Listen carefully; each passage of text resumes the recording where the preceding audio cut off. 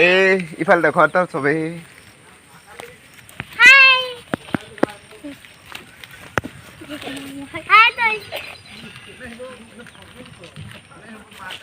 Sanjay blogs में आप सभी का स्वागत है। तो दोस्तों आज हम लोग एक पेड़ लगाने वाले हैं जो लाल चप्पा है, तो उसको हम अभी लगाने वाले हैं। तो कैसे हम लोग इसको कैसे कर रहे हैं ये जाए क्या ना फूल गो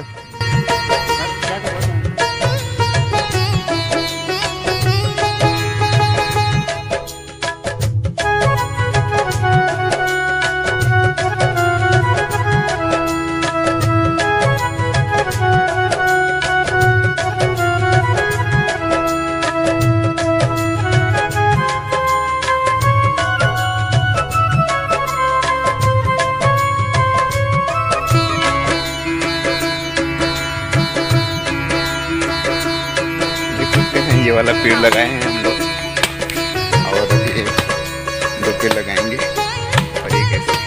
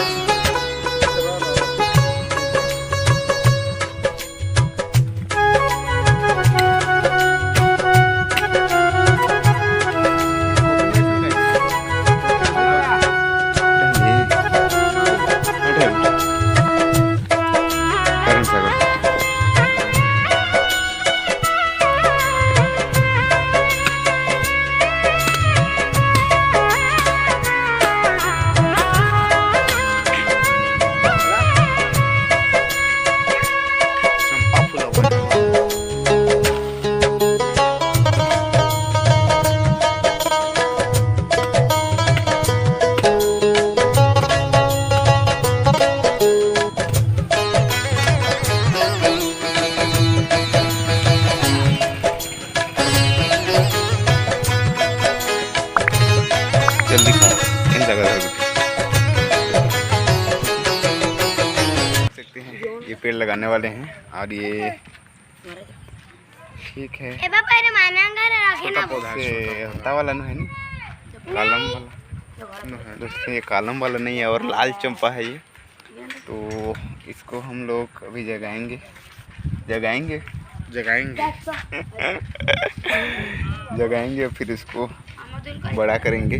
इसमें कैसा किस कलर का फूल इसमें आएगा फिर देखेंगे।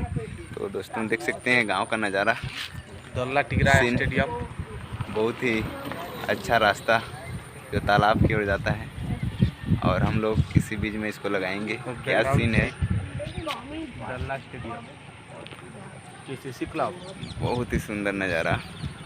और मेरे साथ है हंसागर राणा, अभी इसको लगाएंगे हम लोग।